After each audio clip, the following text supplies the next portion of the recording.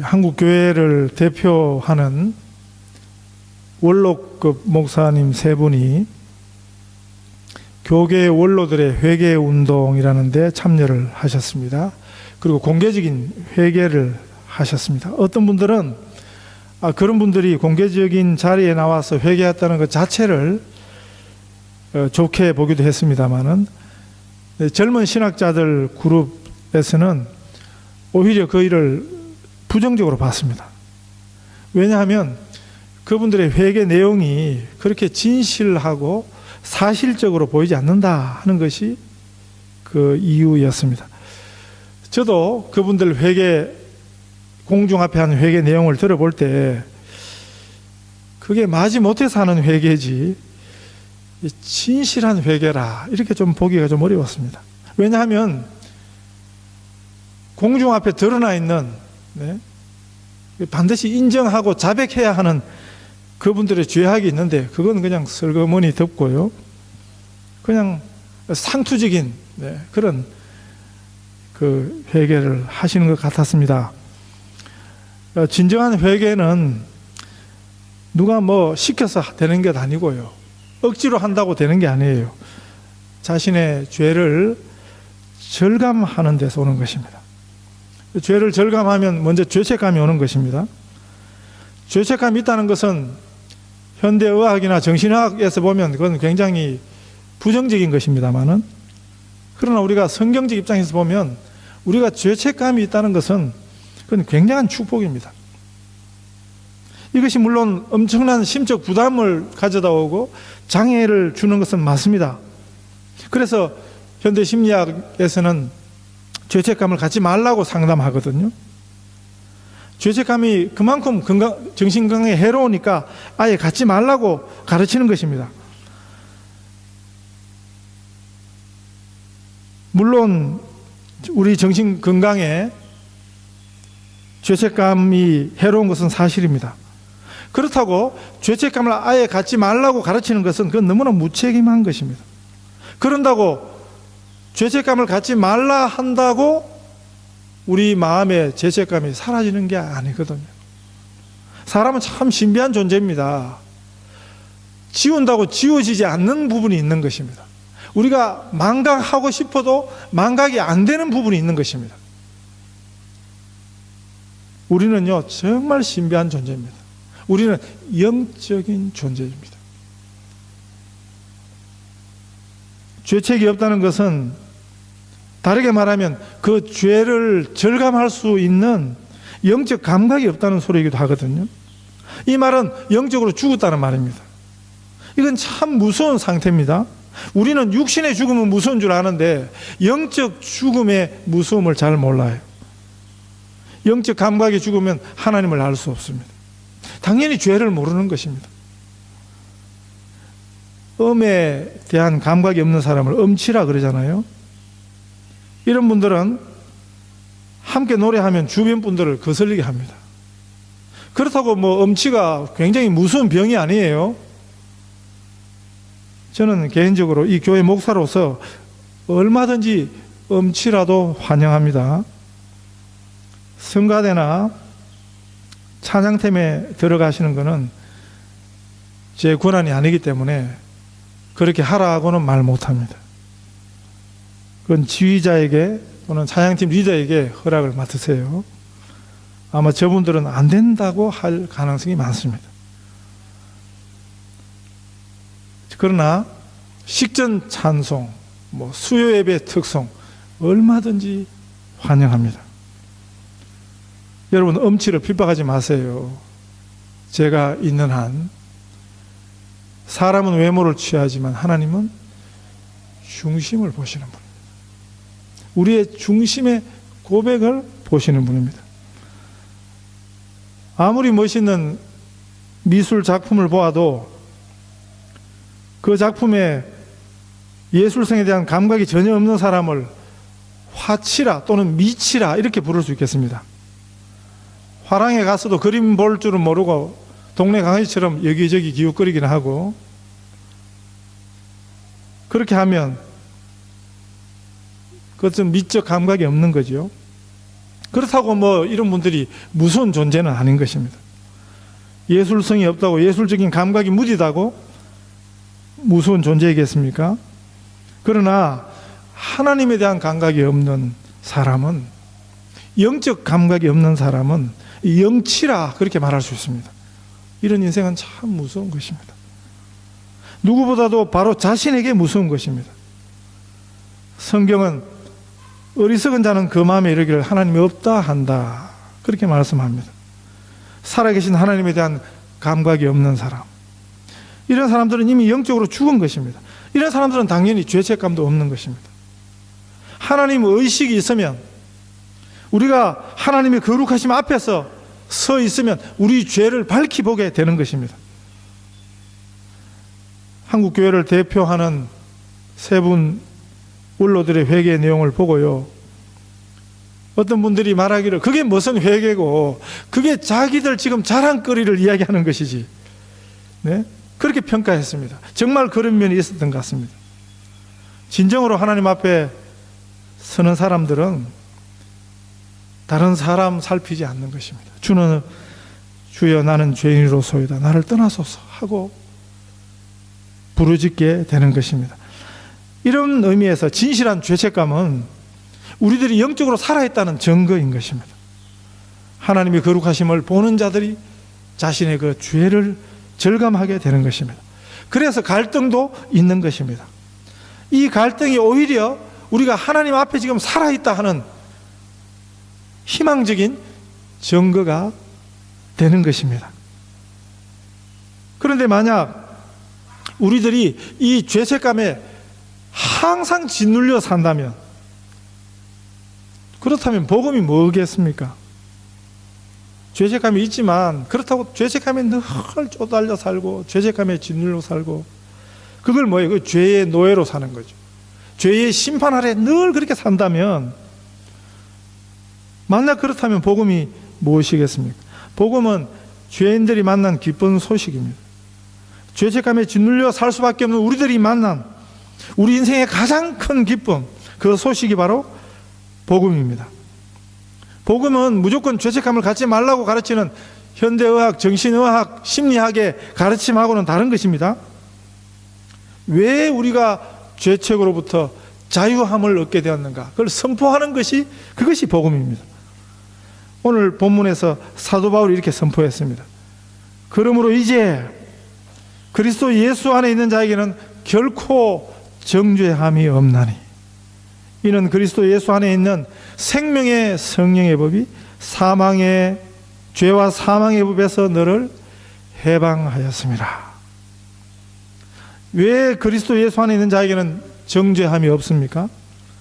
예수 안에 있다는 말이 뭐겠습니까? 예수를 믿는다는 소리입니다. 예수님 안으로 들어갔다는 이야기입니다. 예수님의 죽음과 부활에 우리가 함께 동참했다는 이야기입니다. 우리가 마땅히 받아야 할 죄에 대한 정죄를, 그 심판을, 무서운 하나님의 진노를 예수님이 십자가 위에서 우리 대신 받으셨습니다. 우리가 그 사실을 믿는다는 것입니다. 이미 내 죄가 예수님의 십자가에서 용서함을 받았다 하는 것을 우리가 믿는다는 것입니다. 죄의 종이었던 우리를 예수님께서 자신의 목숨을 대신 내어주고, 그 목숨값으로 예수의 생명값을 치르고 우리를 죄에서 해방시켜 주셨습니다. 그래서 우리가 죄에서 자유를 얻게 된 것입니다. 예수님이 자신의 피값으로 우리를 사셨습니다. 그렇게 우리를 죄에서 해방하여 주신 것입니다. 그 피로, 그 보혈의 피공로로 하나님과 죄인이었던 우리들이 하나님을 아버지하고 예배하게 된 것입니다. 우리가 하나님의 자녀가 된 것입니다. 이것이 생명의 법입니다. 우리들이 예수 안에서 새 생명을 얻게 된 것입니다. 이 새 생명은 육적인 생명이 아닙니다. 인간적 생명이 아닙니다. 신적인 생명입니다. 신적인 생명이 무엇입니까? 이 반대말이 인간적인 생명이거든요. 인간적 생명의 본질이 뭐냐면 그게 고난이에요.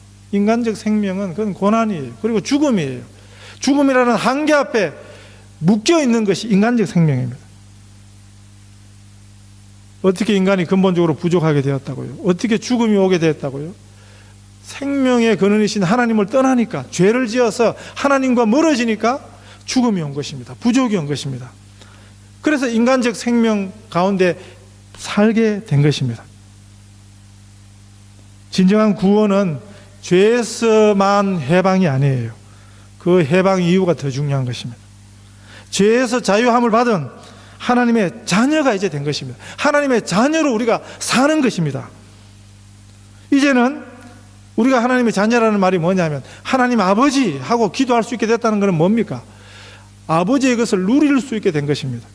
아버지의 자원에, 아버지의 것에 우리가 그냥 막 빌어가지고 빌어서 겨우 아버지의 것을 가지면 그건 뭔가 잘못된 관계죠. 그건 좋은 관계가 아니에요. 정상적인 관계가 아니에요. 아버지와 자녀의 건강한 관계는, 자녀는 자녀이니까 아버지의 것을 당당히 요청하는 것입니다.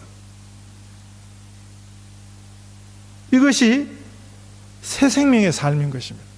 하나님의 것을, 하나님의 생명에, 하나님의 지혜에, 하나님의 자원을 당당히 요청하고 그것에 힘입어 사는 삶, 신적인 삶을 사는 거예요. 마치 하나님 같은 삶을 사는 거예요. 굉장히 놀라운 것입니다. 우리가 그래서 우리의 기도가 사실은 첫 마디에서 결정이 돼요. 예수님이 이렇게 가르쳐 주셨습니다. 너희는 이렇게 기도하라. 하늘에 계신 우리 아버지요. 하나님이 우리 아버지라는 것을 알고 기도하라는 것입니다. 영원하신 하나님의 그 무한한 자원과 그 지혜에 힘입어 살 수 있게 된 것입니다. 이것이 영생의 내용이고 우리 구원의 실제입니다. 이 사실을 우리들이 어떻게 믿게 되었습니까? 이 이야기를 듣는다고 다 믿는 건 아니거든요. 이 소식, 이게 복음입니다. 이 생명의 메시지를 들을 때 우리를 믿도록 하시는 분이 성령이십니다. 그래서 이 법이 생명의 성령의 법이 되는 것입니다. 우리가 하나님 말씀을 들을 때 자연스럽게 믿어진다는 것은, 이거는 엄청난 역사입니다. 성령님이 역사하지 않고서는 절대 이런 일이 일어나지 않습니다. 우리가 예수 믿기 전에 상태를 한번 돌아보십시오. 하나님 말씀을 아무리 들어도, 진리를 들어도 그게 안 믿어져요. 안 받아들여져요. 그런데 우리가 하나님의 말씀을 하나님 말씀으로 받아들여진다는 것은 성령님이 우리 안에 역사하는 것입니다. 예수님의 그 대속의 죽음이 나를 위한 죽음인 것을 믿게 된 것입니다. 이 소식을 듣는다고 듣는 이들마다 다 믿는 게 아니거든요. 이 말씀, 이 복음이 들려져야 되고 먼저, 그리고 그것이 믿어져야 되는 것입니다. 이 일을 성령 하나님이 하십니다. 그러므로 우리는 이제 그리스도 예수 안에 있는 생명의 성령의 법을 붙들어야 하는 것입니다. 이 법이 죄를 이기게 하는 것입니다. 이 연약한 우리의 한계를 이기게 하는 것입니다. 제가 군에 가서 훈련소 마치고 저 한국의 최전방 부대로 자대 배치를 받아갔습니다. 서부전선 판문점이 있습니다. 판문점 바로 왼쪽, 거기가 저희가 근무하던 부대였습니다. 지금도 기억이 생생합니다. 33년 4년 됐는데요. 1월 9일 날 눈이 엄청 온 그 추운 겨울에 그 부대 내무반에 가서 신병 전입 신고식을 했습니다. 그 당시에 그 내무반 제일 완고참이 제대가 얼마 남지 않은 병장이었는데 아주 나쁜 놈이었습니다. 그렇게 나쁜 놈이 얼마나 나쁜 놈인지 제대해라는 그 주간까지 쫄병들을 그렇게 괴롭혔습니다. 아주 그냥 쥐잡듯이 그냥 쫄병들을 괴롭혔는데요. 자다가도 그냥 그 미친놈이 밤중에 어디 가서 그냥 술 퍼먹고 놀다가 들어와서는 소리를 막 지르면 그냥 다 그냥 불을 켜고 일어나가. 뭔 일인가. 아주 보통 하여튼 나쁜 놈이 아니에요. 알고 보니까 고등학교를 막 졸업하고 지원병으로 군대를 왔습니다. 보통은 저 같은 경우도 이제 대학을 다니다가 영장이 나오니까, 네, 대학에 휴학을 딱 내니까 영장이 나오거든요. 그래서 군대를 가는데 이 친구는 고등학교 졸업하자마자 그냥 군대를 와놓으니까 그 중대에서 나이는 제일 어린 놈이, 그런데 제일 고참이에요. 나이로 치면 자기 집에 가면 자기 큰 형님보다 더 형님 뻘들이 거기 수두룩하게 했어요. 그런데도 고참이라고 그렇게 괴롭히다가 제대를 해 나갔습니다. 그 악질 고참이 제대해 나가는 날 우리는 잔치를 했습니다. 여러분 어디 가서 이런 대접을 받으시면 안 돼요. 네. 여러분이 있는 자리에서 떠나면 뒤에서 사람들이 박수치고 좋아하고 이런 사람이 되면 안 된다고요. 네? 이따가 가면 서운해하고 왜 안 오냐 그러고 아쉬워하고 이렇게 해야지. 네? 그 전까지는 그 나쁜 놈, 그 더러운 놈의 행패를 왜 다 받아내야 했습니까? 그게 그 무식한 군대법이었거든요. 지금 같으면 군대가 그때보다 훨씬 좋아져 가지고 어디다 뭐 고발도 하고, 네? 하소연도 할 수 있겠지만 그 시절에는 그럴 수가 없었습니다. 그걸 만약에 누구 다른 뭐 중대장이나 소대장한테 이야기하면 군기가 빠졌다고 오히려 그냥 일러 바친, 네? 우리한테 더 큰 벌이 돌아오는 그런 분위기였거든요. 그게 악법이었습니다. 그 악법 아래 꼼짝 못하고 그렇게 살았던 것입니다. 그런데 그 못된 놈이 제대하고 두세 달 있다가 뭔 마음을 먹었는지 면회를 왔어요. 아무도 안 반가워하는데 지 혼자 왕고참 행세를 여전히 하는 것입니다. 반말을 칙칙하면서.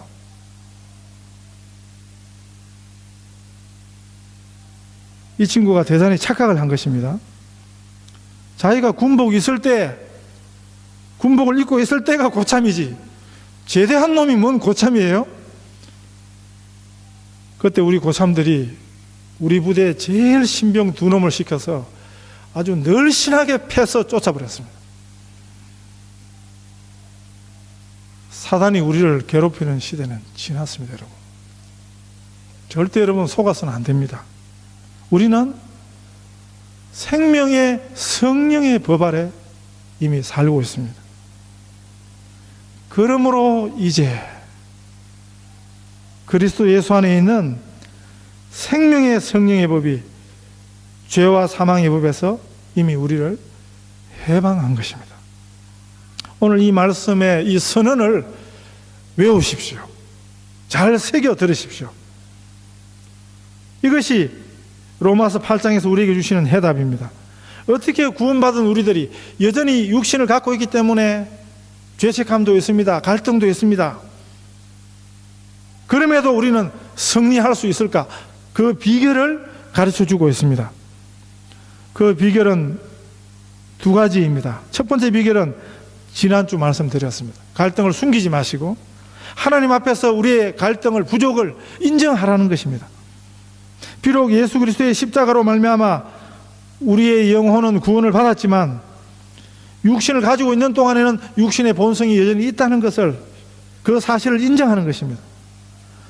사도 바울이 내 자신이 마음으로는 하나님의 법을, 육신으로는 죄의 법을 섬겨노라, 이렇게 사실을 인정했지 않습니까? 인정한다는 것은 굉장히 중요한 말입니다. 나는 비록 하나님을 믿는 구원을 받은 사람이지만 이 세상에 육의 몸을 입고 사는 동안에 병들 수도 있습니다. 육신의 욕망 가운데 사로잡힐 수밖에 없습니다. 이런 우리의 이런 모순을 겸손히 인정해야 하는 것입니다. 이걸 인정하지 않으면 위선자가 되는 것입니다.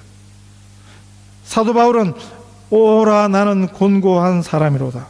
이 사망의 몸에서 누가 나를 건져내랴 하는 심각한 자기 고백을 한 것입니다. 우리 육의 연약함을 고백해야 하는 것입니다. 인간이란 유리그릇처럼 쉽게 깨질 수밖에 없는 존재입니다. 인간은 누구를 막론하고 온전하게 거룩해질 수 없습니다. 죄의 속성이 여전히 우리 속에 있습니다. 그걸 인정해야 하는 것입니다. 우리의 영은 구원을 받았습니다. 우리는 하나님의 자녀가 되었습니다. 그러나 육신은 여전히 죄의 속성에 사로잡혀 있는 이것도 사실인 것입니다. 그리고 두 번째 인정할 것이 또 하나 있습니다. 내 노력 가지고, 내 의지 가지고, 내 결심 가지고는 이 싸움을 이길 수 없다는 것입니다. 이런 걸 생각할 때 우리는 좌절하는 것입니다. 내가 뭔가를 할 수 있으면 얼마나 좋겠습니까?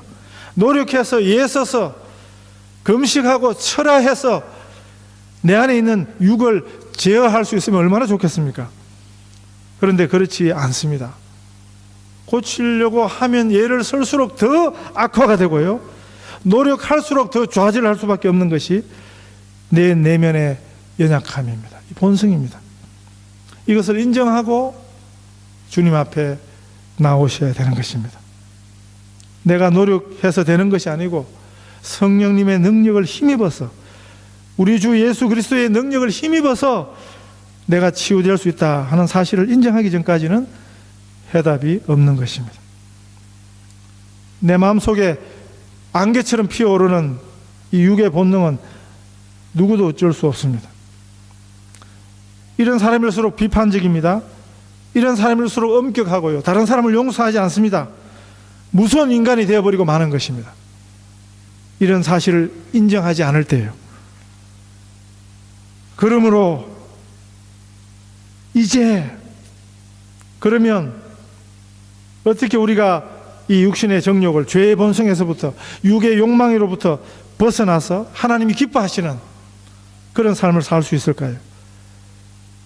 우리 육이 성령의 인도를 받는 것입니다. 성령님이 나를 다스리고 주장하시도록, 이 생명의 성령의 법입니다. 사람마다 다릅니다. 육신이 강한 사람은 교만할 수밖에 없습니다. 육신이 강한 사람은 오만하고 뻣뻣하고 뻔뻔할 수밖에 없는 것입니다. 그러나 성령이 원하시는 성령의 인도를 따라 사는 삶은 겸손한 것입니다. 어떤 사람은요, 병들면 마음이 약해집니다. 병들고 나면 오히려 믿음이 좋아집니다. 죽음이 가까이 올 때 하나님을 생각합니다. 육신이 아무것도 아니구나 하고 그제서야 겸손해지는 것입니다.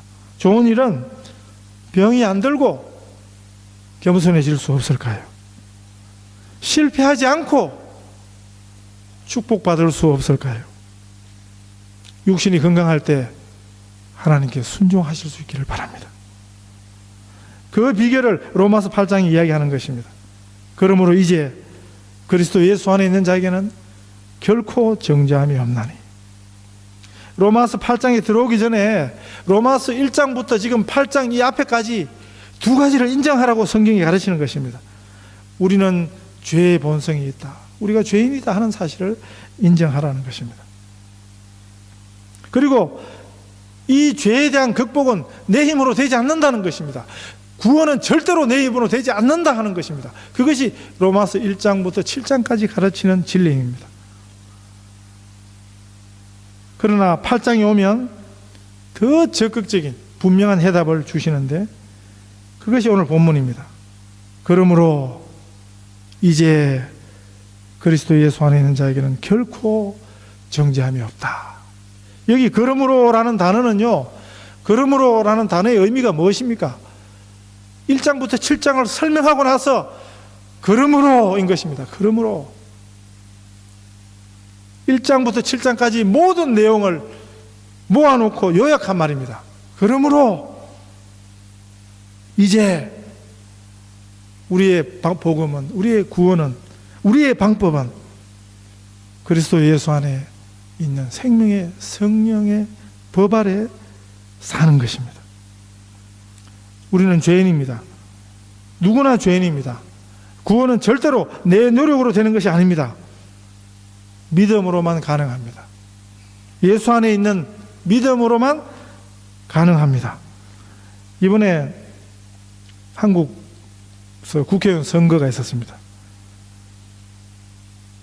김월동이라는 여자분 국회의원이 재선 8년 동안 국회의원을 하셨던 분인데 이번에 선거에서 떨어졌습니다. 그 아버지가 누구냐면 싸움 잘하기로 유명한 김두한입니다. 그 할아버지는 독립군 장군입니다. 김좌진 장군이라는 분이고,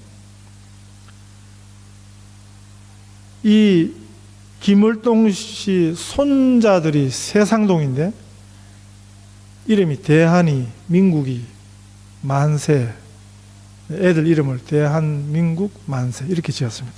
여러분 아시죠? 네, 그 텔레비전에서 그 아이들 보셨죠? 이분이 어떻게 8년 동안 국회의원을 할 수 있었는가? 아마 그 아버지가 워낙 유명한 분이니까, 네? 야인시대라는 드라마가 있었는데요. 그 유명한 주인공이죠. 그 시대에 굉장한 싸움꾼이었습니다. 힘이 아주 장사고요. 몸이 굉장히 날렵하고. 그런데 김두한 씨도 죽을 때는 52세에 뇌졸중으로 쓰러졌습니다. 혼자서 싸우는 데는 한계가 있는 것입니다. 아무리 뛰어나도 혼자서 우리 힘으로 안 되는 싸움이 있습니다. 그 영적 전쟁입니다. 우리의 갈등과의 싸움입니다. 비유하면 그렇습니다. 전쟁터에서 총알이 사방에서 날아드는데 그때는 피하는 수밖에 없습니다. 예수님께 피하는 것입니다. 만세만석이신 우리 예수님께 피하는 것, 이것이 우리 영적 싸움의 원리인 것입니다. 로마서가 지금 이것을 가르칩니다. 그러므로 이제 그리스도 예수 안에 있는 자에게는 생명의 성령의 법이 죄와 사망의 법에서 너를 해방하였습니다. 예수 이름으로 사단을 패버리십시다. 우리를 붙들으면은 염려들, 걱정들, 우리 인생을 올가매는 모든 결박들을 끊어버릴 수 있기를 바랍니다. 이 믿음으로 생명의 성령의 법으로 사시는 우리 온 성도들 되시기를 축복합니다.